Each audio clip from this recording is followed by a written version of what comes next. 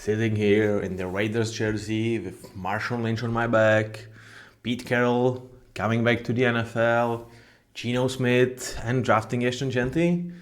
I mean, no, I will never leave Seattle. It's relationship for life. I don't care. But if there was ever a team that I was rooting for as a clear number 2, it's going to be this year Las Vegas Raiders. Episode I have been waiting for. And for some reason, I've put it in 29th of my schedule. So welcome to the 29th episode of Road to Superbowl. These Raiders, I mean, I'm excited to talk about them. And when I was prepping for this, I actually got so excited that I had to visit my Mad Lab. So if you are not familiar, I do have a side show, let's call it, where I go on the sideline talking about how I would call some places, how I would, invent new strategies. I mean, sometimes it's batshit crazy, sometimes it's just daring, and sometimes I actually think it's really interesting and it might not have happened, and most likely it won't, but I do consider these ideas interesting, and this is the case for the Raiders. So if you haven't watched, let's do it. It's called On the Sideline, episode 3 with the Raiders, Run, Forest, Run.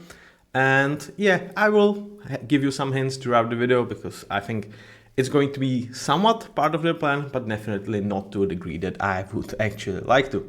But with no further ado, let's start and let's talk about Las Vegas Raiders prior to 2025 season. Now, we'll do it as usual with the draft. And I love this draft, man. I mean, you can call me Homer or whatever. Like, yeah, I did love Seattle draft and I do love Raiders draft. But truth to be told, it's not biased in my eyes. Like, I really believe those teams knocked this year's draft out of the park. And it's just a pleasure on top for me as Seattle are my guys. I will never freaking leave them. But I want to root for Pete. I want to root for Geno. And this draft, it made me look like, okay. And even this draft was directly related to how I, invented or rethought my idea of how I would actually run this offense. So let's take a look on this draft. We start with Ashton, and it's daring to give a running back an A+ grade when you draft him 6th overall. But if last year proved something, running backs do freaking matter. And this dude, I think he has even better prospect than Bijan, and perhaps is comparable to Saquon a lot of years ago. I did mean this dude is insane. Love his attitude and kind of following in the footsteps of Marshawn Lynch, getting Chip Kelly here with Pete Carroll as your head coach. Everything just freaking fits. So yeah, is this some crazy amount of value? I would say a little bit, because to me, he was, when you put out the positions outside, kind of second best player in this draft after Abdul Carter, or perhaps even better than him. Of course, then you can value, Travis Hunter, Abdul Carter, Cam Ward. I understand these three would always go before Ashton. But after that, I definitely do believe that this guy could have been drafted number 4 overall, and it would not be bad. So with that, A+. Might be daring, but I'm absolutely sticking behind it.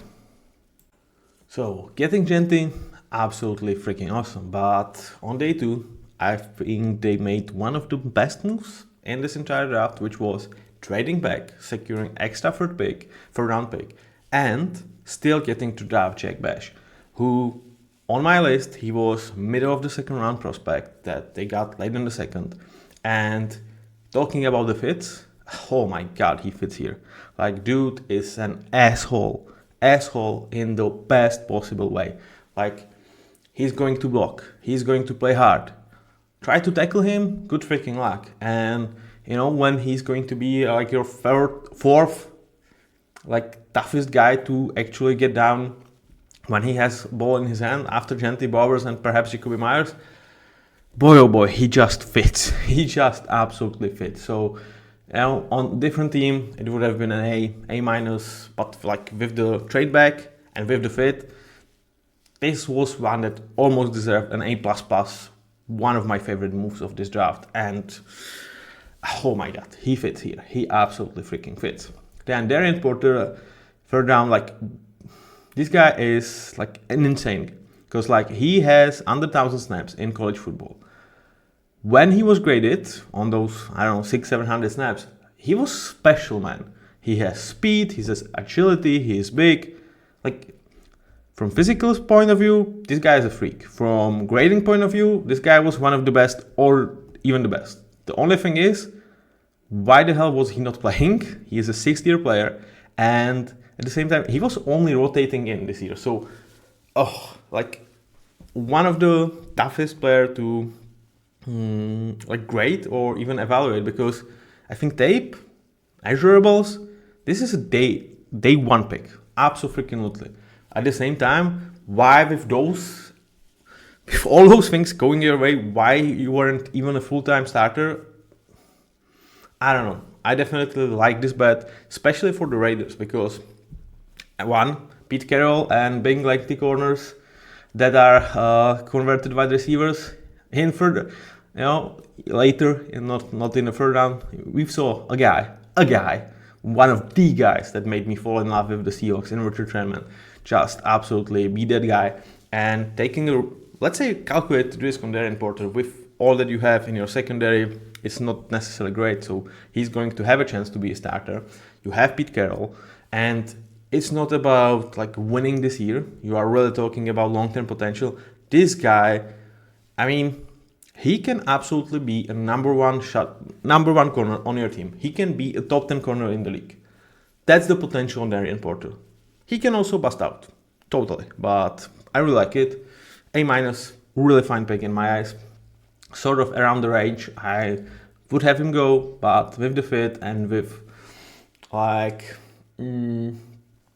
where the Raiders are this season, I think it's better than just an average pick. Then a couple of offensive linemen lined in the third. I feel like they picked a better guy later, but given though they had back-to-back picks, it kind of does not matter. Charles Grant, really like a fault, especially like given his position, he would go at least 20 or 30 places earlier. So very, very nice value. Caleb Rogers, a bit early for me, but like kind of absolutely okay. Like C+, slightly like below average. I would probably think about other guys at that position or like at that spot. Let's just give you some ideas with where this team is at and who actually went after him. Okay, so it's 98. Okay, perhaps no one from day 3 because that was really late. And Shimmery K could be one guy. Dion Walker definitely could have been on play, or Ty Robinson. Gunnar Helm, David Walker, later Ransom. Yeah, I mean, I feel like there were perhaps better picks to be made than Caleb Rogers, but again, considering what this team wants to do, I think this year, which is to establish offensive identity and hope to find some gems in terms of defense, securing your offensive line, heavily investing in it, I'm not going to blame you for a guy that like, it was just a little bit early. That's just kind of the only knock. I think he can absolutely be a guy that is a rotational guard and potentially like a low-end starter in the league.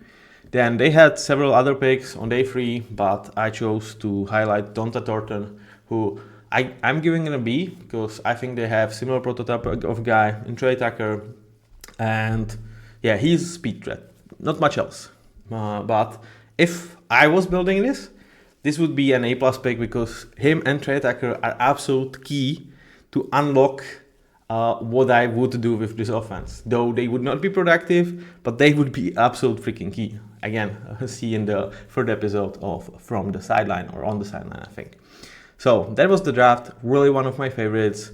Absolutely clear what you're trying to do. Establish offensive identity, get like nasty, really nasty after the catch, get really hard to tackle, just beat your opponents, being tougher, being harder to play, and establish offensive presence with your offensive line where like you struggled last year, to say it mildly. what is there to say? Really liked it. Plus Darren Porter, really high upside pick for your secondary. Now, where does this leave the offensive roster of this team? So Geno Smith, this is from the free agency or from the trade. They actually re-signed him towards 3 year, what it was, 100 million, something like that. Or okay, extended 2 years, 75. So he has cap hit of 40 this year, 26.5 next year, which there is an out of this. Like if you are not okay with Geno after 2026, there is out with 0 dead cap. So absolutely, like that deal would definitely make this trade an A for me, because I thought, given what the talks were about what Geno wants from the Seahawks, I felt like he was going for like 45 million a year, something like that. But even the extension was under 40. The guarantees are not secured enough that you cannot cut him prior to 2027, which is going to be like where he's 37, I believe. So really love this, and it's really in pair with what this team is about. Like they hired Pete Carroll not to tear it down and not to absolutely freaking rebuild. They are trying to be competitive, and for that, Geno is really nice quarterback. Also, like for this amount of money, this is exactly the type of money I'm absolutely okay giving guys like Geno. I do have trouble paying guys like Trevor, Kyler, 50 millions.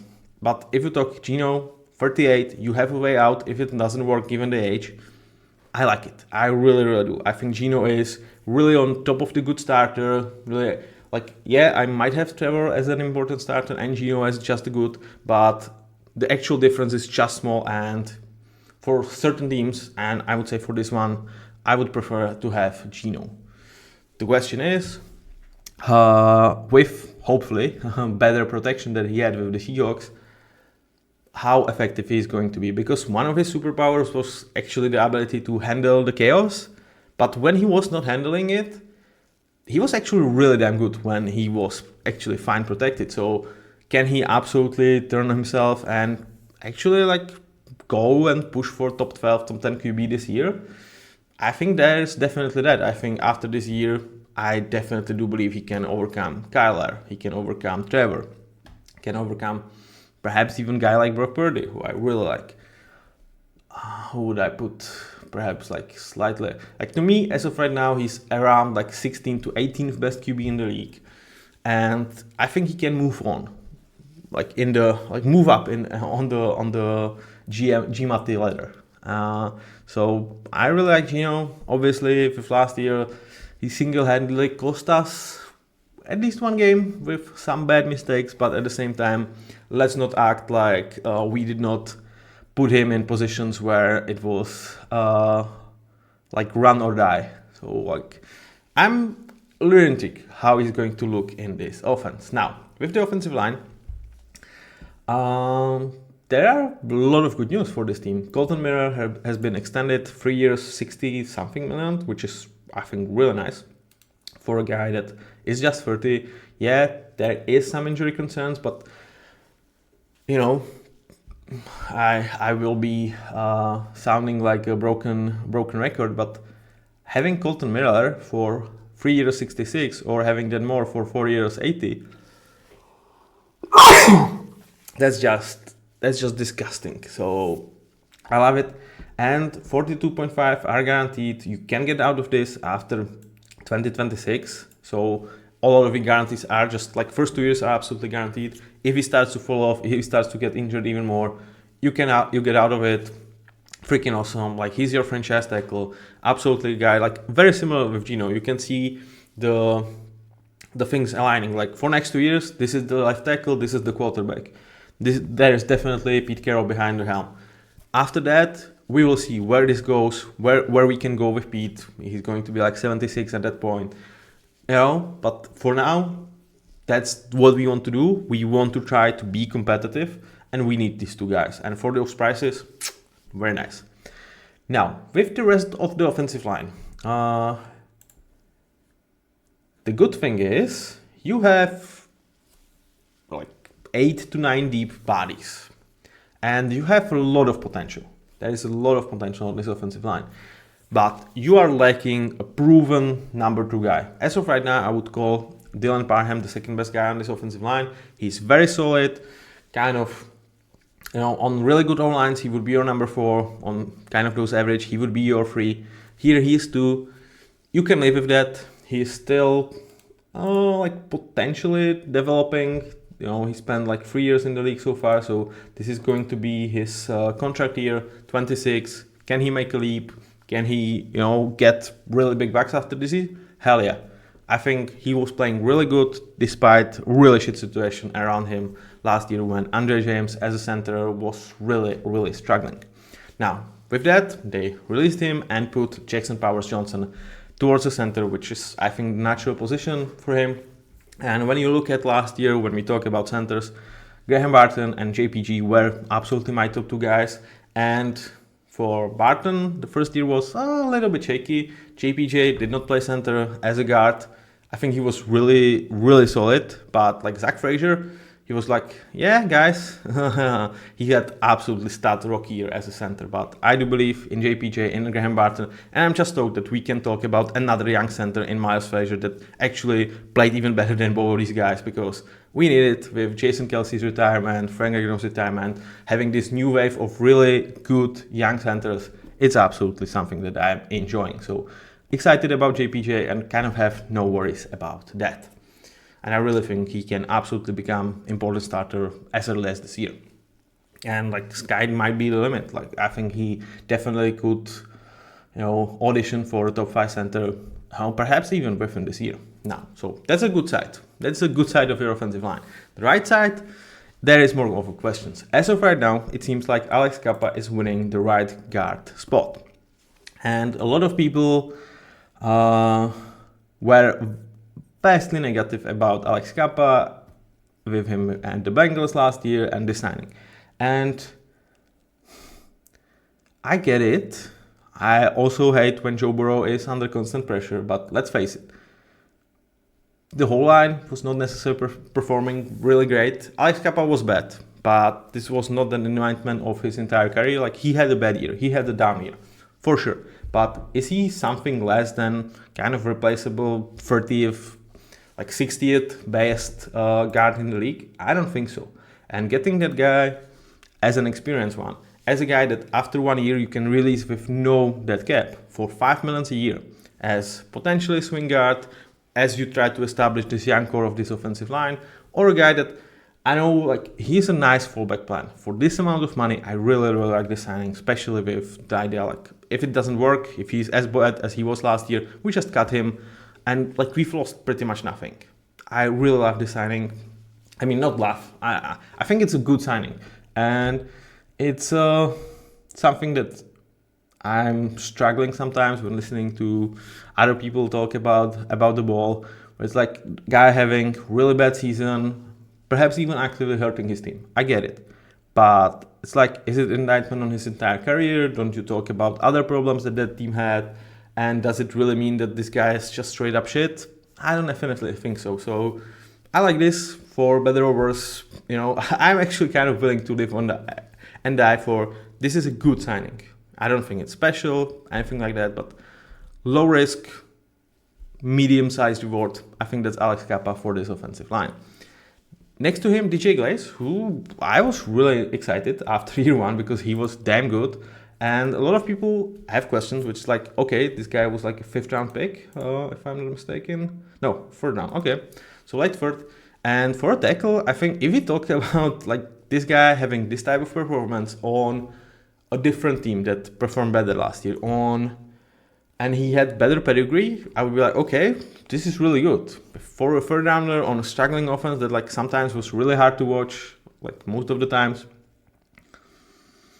I actually think it's even more impressive. Like, is there a certainty that the only way is up for DJ Glaze? No, but I don't see anything wrong with continuing with him as a starting tackle, and I think he can absolutely be a rock solid tackle for this team. So there are question marks, I'm not denying that, but the potential of this offensive line is kind of nasty.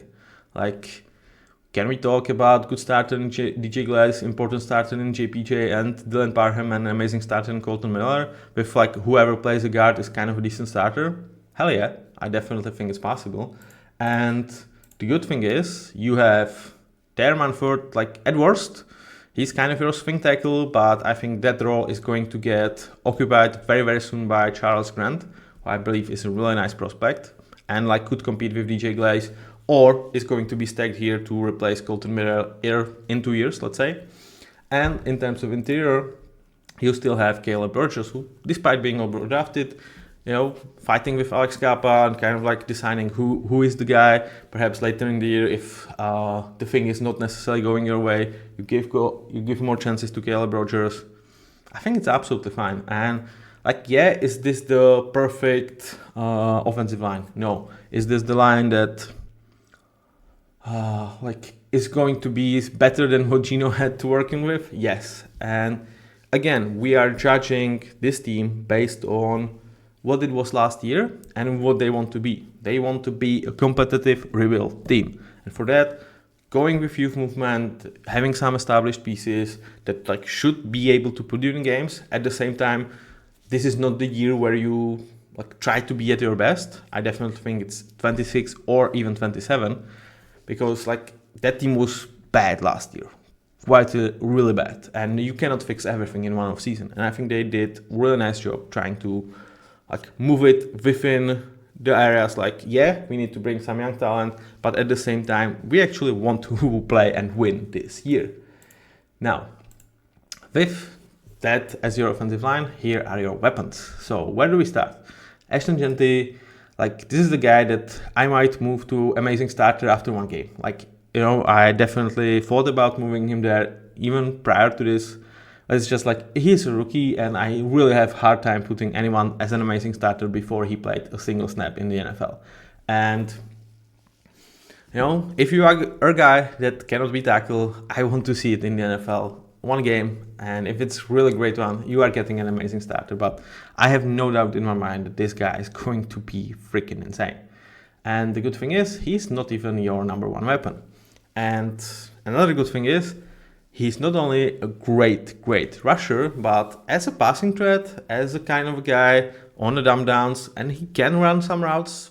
Yeah, I think Chip Kelly is going to really enjoy that. He had two guys drafted this year in early second round, in Anderson and Christian Judkins. So now you have even better version of those two guys in your offense. Yeah, I think Chip Kelly is going to love Ashton Jeanty, and I think this might be the legacy. Can he be another beast mode 2.0 for the Raiders? I definitely think so.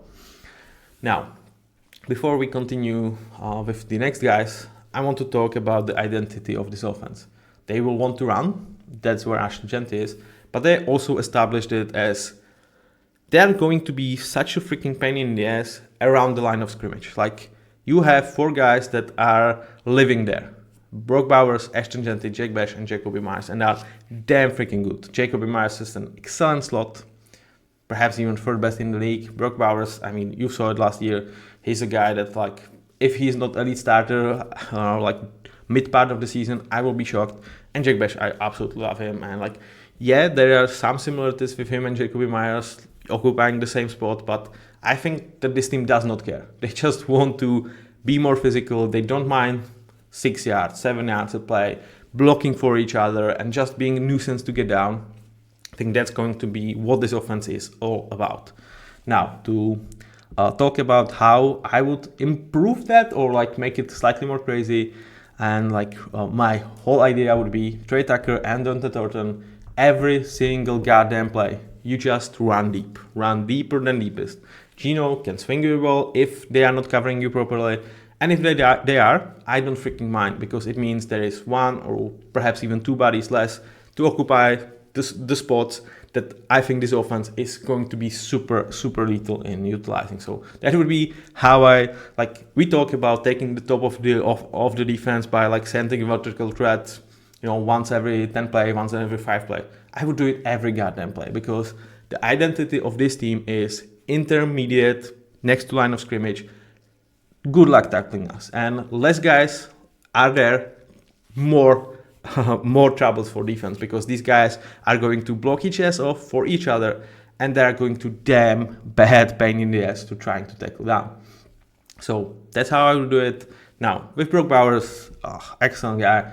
I think George Kittle is still firmly the best tight end in the league, but it kind of goes because what the tight end is supposed to do, in my eyes, is blocking and receiving. And Brock Bowers is good blocker from the wing, not really good when he has hand in the dirt. And like, he's never going to be that. Like, he's not playing with like the body mass to be a great blocker. But as a weapon, he might be, in terms of catching the ball, he might be up there. In terms of after the catch, he might be up there. Absolutely, with like the best and the best. And I definitely believe he's going to get towards an elite starter very soon. And it's just the question of the tag. If he is a tight end, I would probably, still after this year, we will see where George Kittle is going to be. I would take George Kittle over him because he provides me more real tight end stuff. As a weapon, I might go with Brock Bowers as early as this year. This dude is freaking nasty. Now, with Jakobi Meyers, this is a guy that not many people talk about, but he absolutely deserves it. He's like short yardage monster in terms of like, he catches everything. He's a nice route runner. He's tough after the catch. Yeah, he might not be as productive because like he's not out there for the biggest of plays. You don't get 20 yards out of him every single, but he helps you move the chains. He's winning tough catches. He's going to box you out. He's going to help you on the bench, and like he's one of the most underrated players in the league, I think. Or like, everybody was talking about Brock Bowers last year, and Jakobi Meyers had a damn good season. With Jack, we already talked. Similar to Jakobi, more pain in the ass in terms of blocking, catches everything. I love how they completed this room. They really will need to tap into Trey Tucker or Dante Thornton because like everybody's going to stack boxes against this team. Every freaking body. Because those guys, for as much as I like them, they are not necessarily vertical threats. So when you see team that wants to run the ball and has all these weapons, like you will stack up the box. So anything I can do to, chip some of the defensive help from the box, I would. So that would mean run Forrest, run, or actually run Dante, run Trey, run deeper than deepest. Now Michael Mayer is low-key very important part of this because in your 12 personnel when Brock Bowers is playing quasi tight end, like from the wing, he's your guy that's going to be a blocker, going to be doing the real tight end stuff. And like I like the pick of Bowers because I feel like they can absolutely play off each other, which I think it's still true. But Michael Mayer had unfortunately problems with his mental health last year, and like when you are not right here, how can you be right on the field? Like he tried, he played, he didn't play poorly, like it was solid, but his potential is much better than this. And the question is, can he recover? And I wish him nothing but the best. I feel like the way that it's been spoken about, that's good step because if it's out there, it means, at least in my eyes, that you are prepared to do something about that. You are not alone. You are asking for help, you are getting it most likely, and with Pete here, think about Pete what you want, but in terms of connection with the players, great locker room presence, I damn love Pete Carroll, so I hope it's going to work, and if it does, oh boy, like Michael Mayer could actually be really nice weapon for them, and a guy that pushes this to another level. So really excited about these groups of weapons, and I mean, yeah, we are not talking, there is no Justin Jefferson here, but there is Brock Bowers. There is no Derrick Henry here. Yeah, just yet. We will see what Ancient Gent is. Well, there is no Amon-Ra. Well, Jakobi Meyers is not as far away from Amon-Ra as you think. So really nice group, and one of those that I'm super excited to watch, and would be even more if they just run it like I want to. Now, in terms of backups, Ian Thomas, kind of a solid backup, tight end free, kind of a guy that's going to be blocking in case that Michael Mayer kind of cannot go. Dante Thornton, we talk about like his deep threat potential. Raheem Mostert, he should have a good starter here. I will put it into grades like when we will be reviewing early next year. Like the drop was significant last year. Like it was not as bad, but like when you think about him in 2023, he just like rise to the really freaking levels. And then 2024 was more like what he was in the past, which as of right now, given his age, given his history, is just a good starter. But as your number 2 here, as a guy that's going to get 5 to 10 carries, it could be actually a really nice role for him because, well, it might make him and keep him healthy. So he might get 200 snaps in this offense, but those could be meaningful in terms of like per snap basis. He could be one of the most effective guys in the whole league. Aiden O'Connell is a good backup QB. They also drafted Cam Miller, no problems there. Of course, the drop-off from Gino is not small. But boy oh boy, does this offense excite me. And is it going to be the best offense in the league? No, but can it have, does it have the potential to make me watch their game and be like, oh my god, let's freaking go, guys, and rooting for them as hell, as crazy? Hell yeah. And I'm so happy that this is part of Raiders with Pete, with Gino, with Ashton. Love it, love it. Okay, I'm super positive. It's going to stop because we will talk about defense. So if you thought that until now I have been way too much excited about this team, don't worry. The excitement runs out pretty quickly on this defense. But there's still like one giant leap of faith here. And that's Max Crosby. Like, this dude is freaking amazing. He played through high ankle sprain last year. He shut it down for last month, but he should not have been on the field with that type of injury. And for the position he plays, where you kind of need the quick first step, not being able to kind of lean on your ankle. Yeah, that's a problem. And Max was like, yeah, but the team needs me, so I don't give a shit. He still had pretty damn good production, and I have no problem believe that he's going to be back to his old self for next year. So Max Crosby, definitely a guy that is by far the best player on this defense. Now, the rest, there is much less of an excitement. Tyree Wilson, obviously he was number 6 overall pick 2 years ago. As of right now, in 2 years, he's been number 7 pick. He's been not good. Finally, last year, he started to show some stuff. He became a nice run defender. There have been some pass rush. So, as a number 3 edge, you can count on him, and he's going to do a really good job. The good thing is, you have Malcolm Koonce that, last time we saw him, he played like a legit 2. But the problem is, he didn't tear his Achilles, I think, or ACL last year, and we have not seen him for a year. He's back for 1 year, $10 million deal, which is I like it. This is his production, by the way, from 2023. We will see. The production itself would have been better than it started, but it was his breakout year, and after that, he suffered an injury that didn't even put him on 1 snap last year. So where he's at, I don't know. Hopefully, he can get back to his 2023, in which case he's going to rise to important starter very quickly.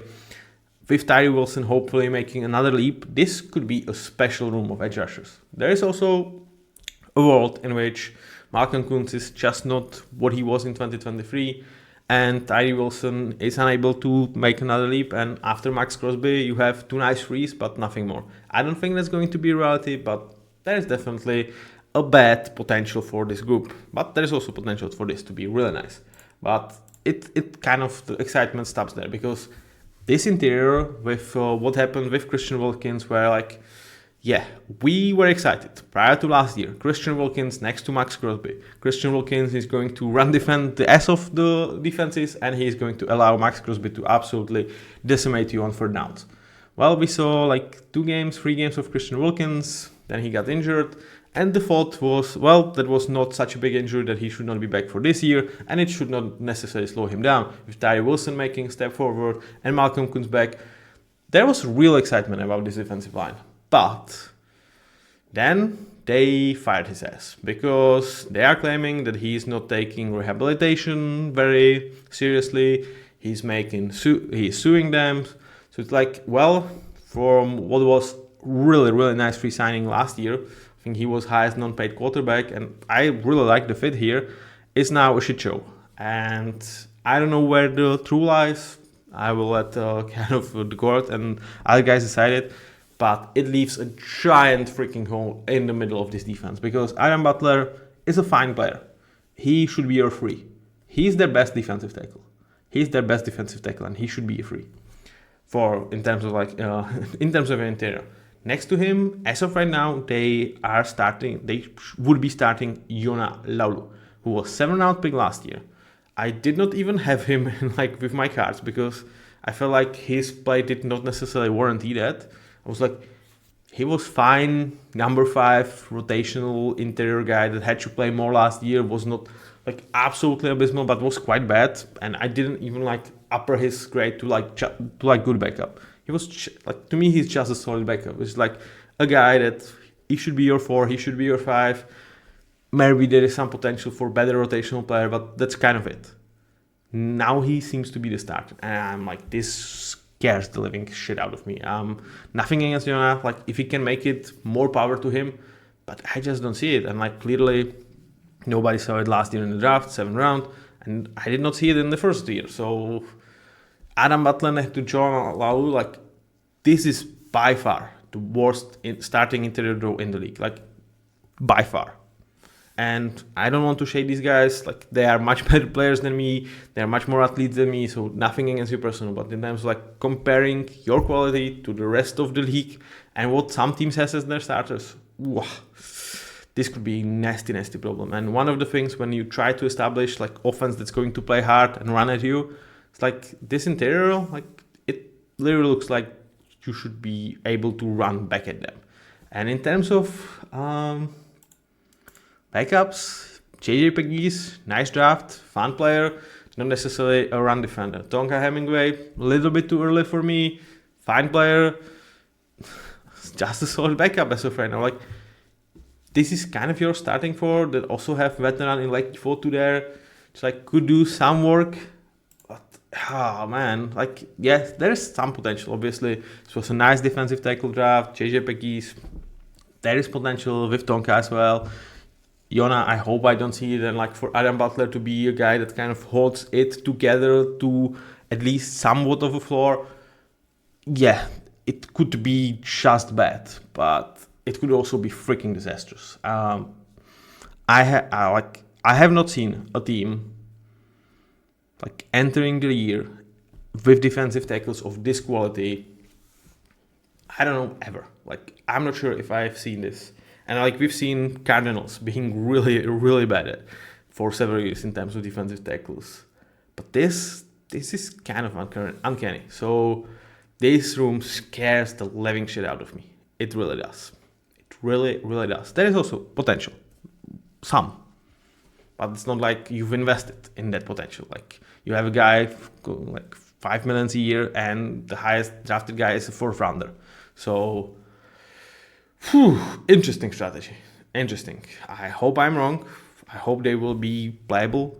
But man, I would definitely be sniffing around cuts and definitely looking for Cardinals who are 9 deep in terms of their defensive tackles, and looking if I can snatch someone there, because if the plan is really to start the season like this, I'm worried. So Justin Jones might be cut by the Cardinals. So Bill Nichols, who unfortunately is injured, but look at there. I would believe they will try to bring someone into this room. Now, in terms of linebackers behind these 2 guys, they did a complete redo and were going after cheap linebackers, veterans to have for this room. And I'm definitely higher on these 2 guys in particular than I've seen pretty much anyone. With Elandon Roberts, I get it. My grade is purely on his play on the field. And his play on the field is absolutely limited in terms of they were absolutely able to get the best out of him by just making him play running defense and on rush downs. And on pass downs, he was off the field. So in terms of run defense, he's an important starter. In terms of coverage, he's kind of a good backup. He ain't a starting quality linebacker when you ask him to cover. And so if he's going to be a full-time starter here, which it seems like they could be talking about this, the grade will go down because I don't think he's going to hold his own in terms of coverage. It's definitely something that like stood out on me when I watched the film on him. Like, yeah, it's clear. So I was struggling with this grade. As of right now, I'm leaving it there because I still think there is a world in which like you really play him on rush down, especially with that interior. You might really have some troubles stopping the run, especially from the inside. And like you will need London, and he's going to make really good plays. And with the talent that they have in the secondary, they might be able to, go about it in a way that London Roberts does not have to play in coverage. But like that's a note with this. Like, so the grade doesn't reflect him as an overall player. It's like kind of hard with these guys, like with Hassan Reddick. Like, if Hassan needs to be there for rush defense, like he's going to be shit or like not good. But you are not like paying him or grading him mostly on that. So I struggle with this like really one-dimensional players, and Allen is one of these guys. But even that, like for 3 millions, especially when you have so many questions as defensive tackles, and this guy is a monster against the run, I love this deal.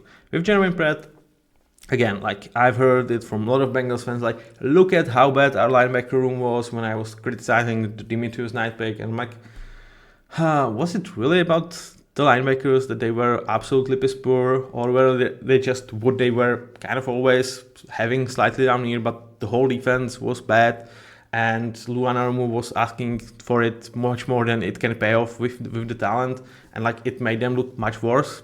I definitely think so.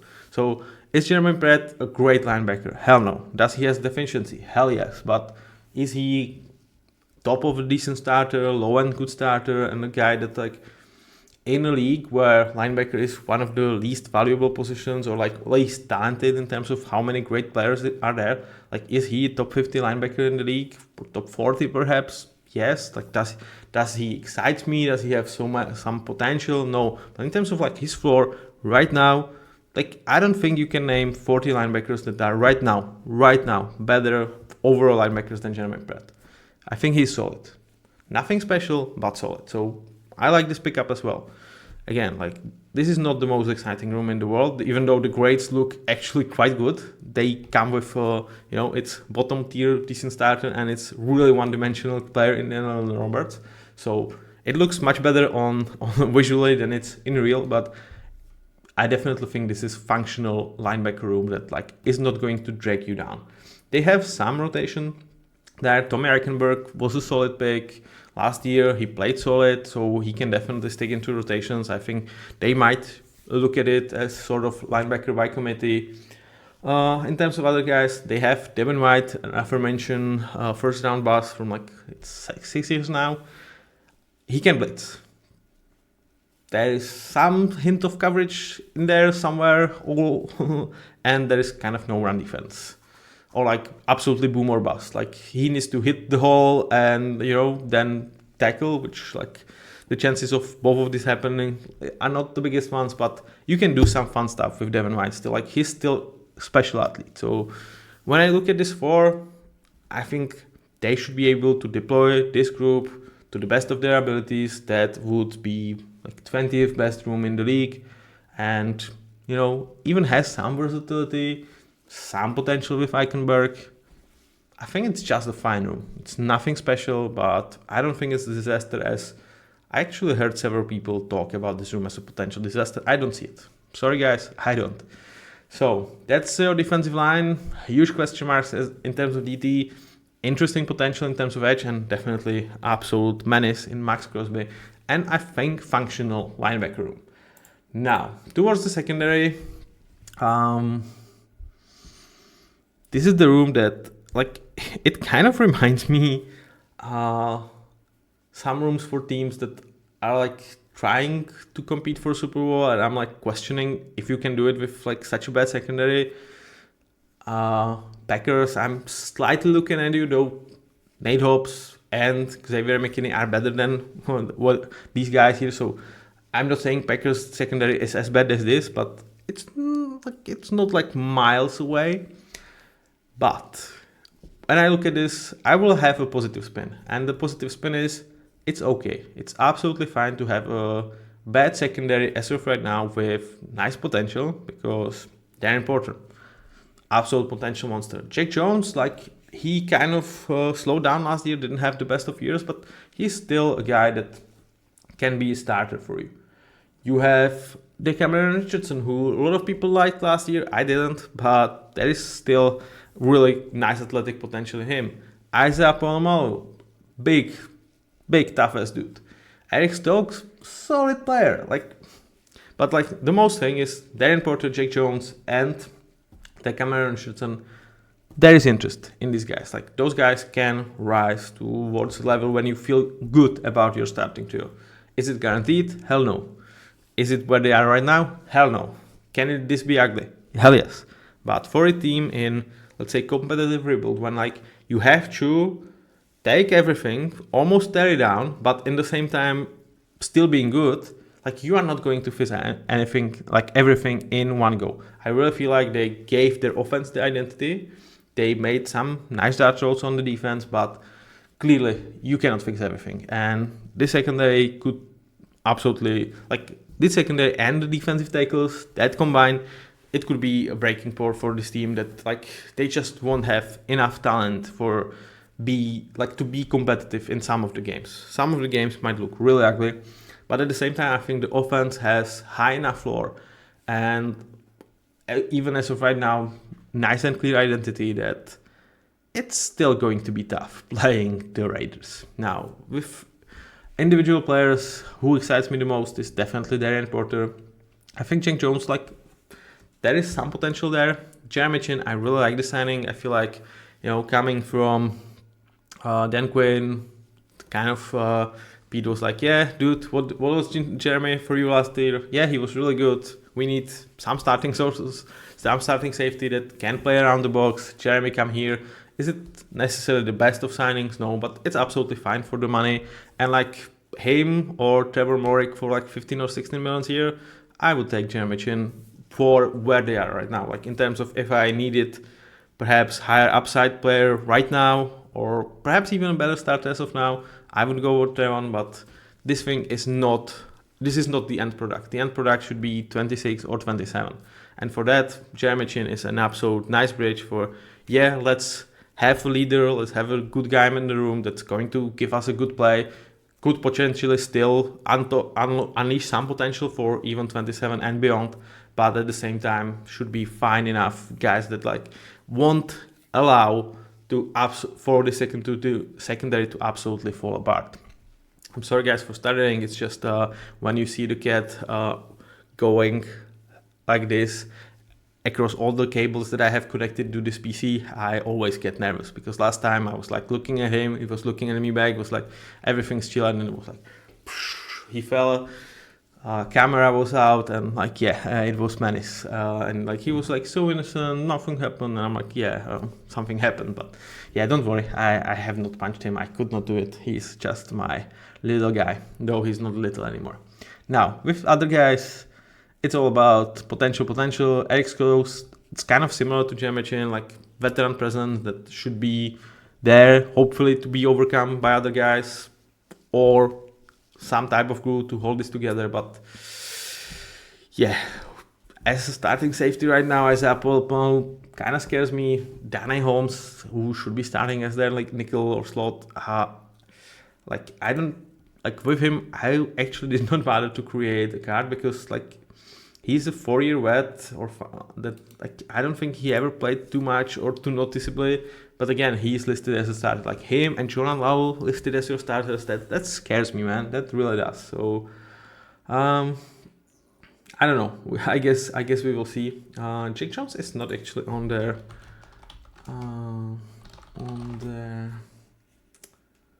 their list. Okay. Oh, so Jake Jones actually let go. Yo, they let go of Jake Jones. Oh my god. Oh, yeah. So I'm preparing, and I was never the hell I would imagine then when I was first time preparing this, which was after the draft, and was they won't let go some of these guys in secondary, and they actually let go of Jake Jones. Okay, there was probably some off-field shit. So as of right now, it's Darren Porter and Eric Stokes as your starters with Darnay Holmes, Isaiah Palmer, and Jeremy Chin. Okay.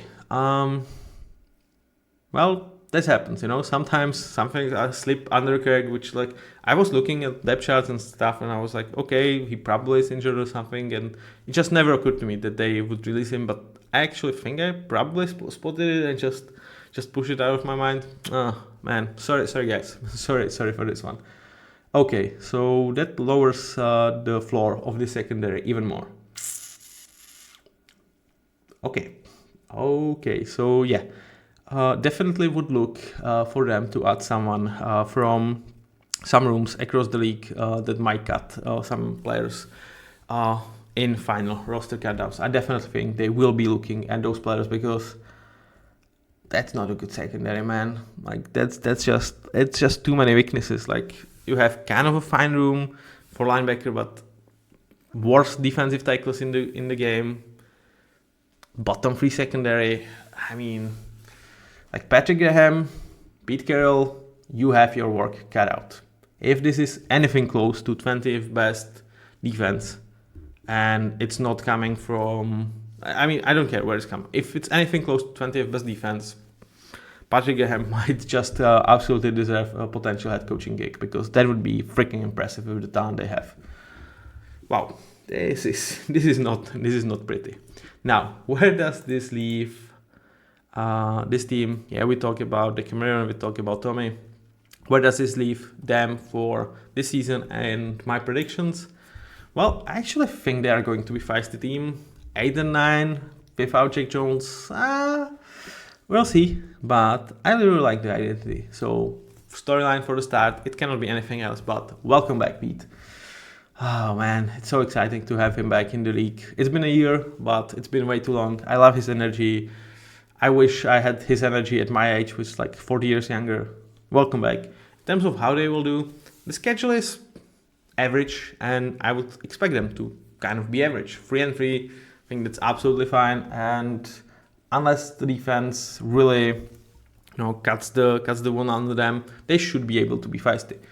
One note. When I was making the predictions, as I will always do, like I will choose one spot at a time and like make predictions from there, so it fits every single team across the league, and I'm not like readjusting it after news.